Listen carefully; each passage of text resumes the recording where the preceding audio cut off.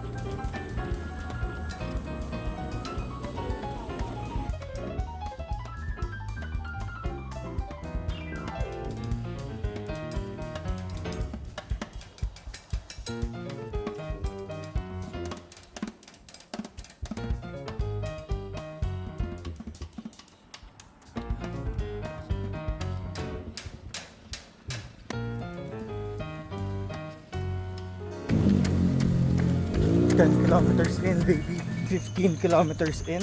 16, 17, 18, 19, 20, 21 kilometers, baby. 21 kilometers. Half marathon done.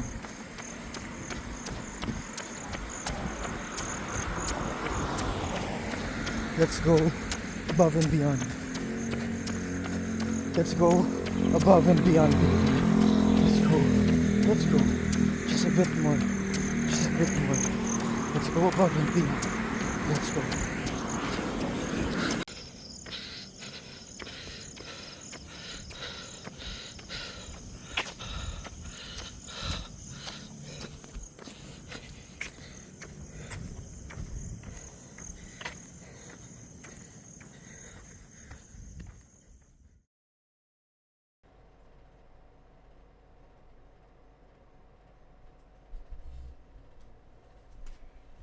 And just like that, 25 kilometers done, baby. 25 kilometers done. That was a very, very challenging celebration run. Sobrang nakakapagod. Pero it was good. It was good. By the end of it, sobrang nahihirapan na ako. Talagang pinilit ko na lang yung katawan ko na matapos ko pa yung 25 kilometers. Pero like I said, it was good. And it is now behind me. Alam mo yun. Anyway, so I want to talk about 5 things na I've learned from running 400 kilometers in a month. The first one is don't let fear of the unknown control you. It's not that bad. Many times throughout September, I would start to prepare for my run and then I would feel anxious about it. Alam mo yun, iniisip ko, what if magkasakit ako kasi sobra-sobra na yung ginagawa ko in terms of pagtakbo. What if magka-injury ako? What if mahirapan ako pagdating sa recovery? Alam mo yun. Pero once I go out there and I start running, I realize na it's not that bad. It really isn't that bad. And yung worries ko, yung what if mahirapan ako sa recovery, what if magka-injury ako, yung mga fear ko na yun, it's blown out of proportion eh.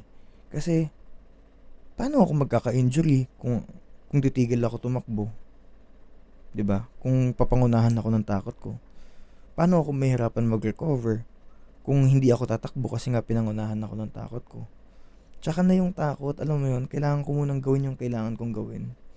Tas kapag ginagawa ko na yung kailangan kong gawin, kapag tumatakbo na ako dun, it's not that bad. It really isn't. You're just there. It sucks. At times, I might say na,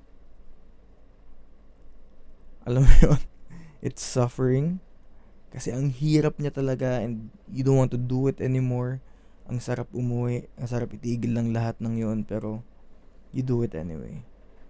And you realize at the end of the day, once you're done with it, that wasn't that bad. You know, it's gonna suck in the moment, pero once you get through it, it's not that bad. Don't let fear control you. The second thing na I've learned is never miss 2 days in a row. Consistency compounds. What do I mean by this? If you miss 1 day of your training, that's not too bad. That's just you missing 1 day. Pero if you miss 2 days in a row, boy, that's a start to a new habit, you know. Don't miss 2 days in a row. Kasi nafe-feel ko yun eh. Like, there were times na I had to stop running. For example, I had to take a day off kasi there's this event na I have to go to, or there's this birthday na I have to attend to. So I can't run for that day. The day after taking a day off, boy, I don't wanna run. Alam mo yung galing ako sa birthday kahapon, dami kong kinain, ang sarap humiga, manood ng TV, ang sarap umupo sa sofa. Ayokong tumakbo kasi naramdaman ko na yung sarap ng day off eh. Pero that's when I really try my best to go out there and get back into it. Kasi if I don't, that's the start of a new habit. 2 days in a row, anong sunod nun? 3 days. Anong sunod nun? 4 days. Until it is a habit, and then part na ng buhay mo yung pagsira sa consistency na binild mo. And second point to this, consistency compounds. I remember back in March-ish, February, March, April, May, around that time this year, I was just starting to get back into running again. And I remember, hindi ko kayang tumakbo ng 5 kilometers in one go. And I was very disappointed with myself kasi I know for a fact na basic lang dapat sa akin yun eh. Pero I'm somehow worse than I was before kasi hindi ko kayang tumakbo ng 5K ng tuloy-tuloy.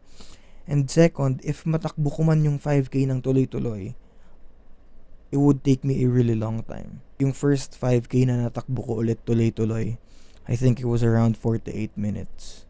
And I remember thinking to myself, grabe, anong ginawa mo sa sarili mo? Pinabayaan mo yung sarili mo na ganito ka nakalala. Hirap na hirap ka tumakbo ng tuloy-tuloy na 5K. Tapos, kapag magawa mo man ng tuloy-tuloy, 48 minutes?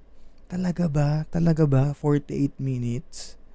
So, fast forward to now. It is now October. I can run a 5K in 25 minutes. 25 minutes, 50 plus seconds. So, a little under 26 minutes.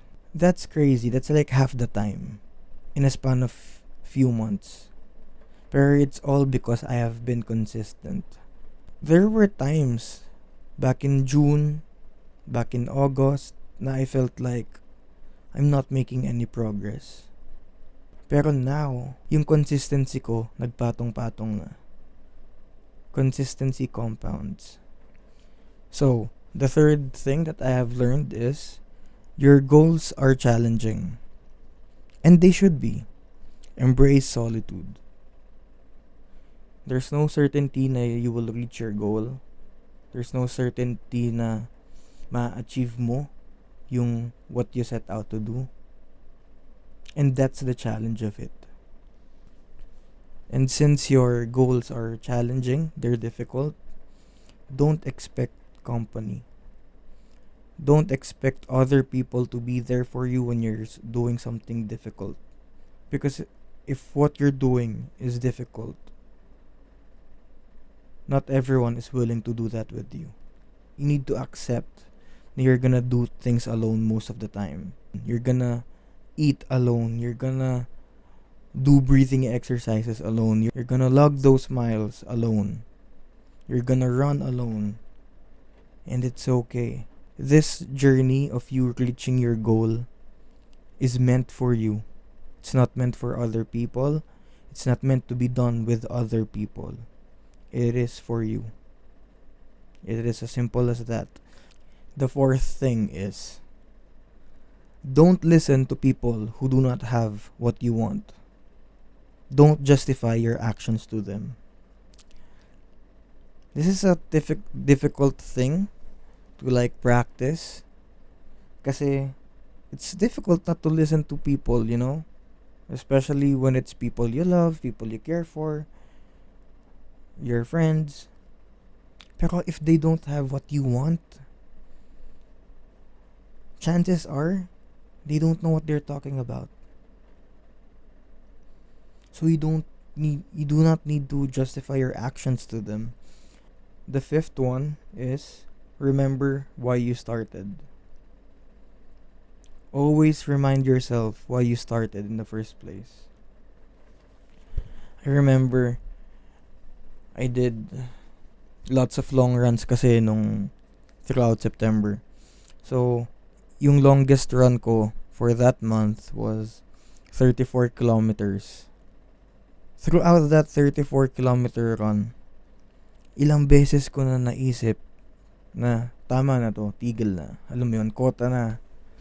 Uwi na ako. Tama na. Pero, I often just reminded myself when I wanted to quit why I started.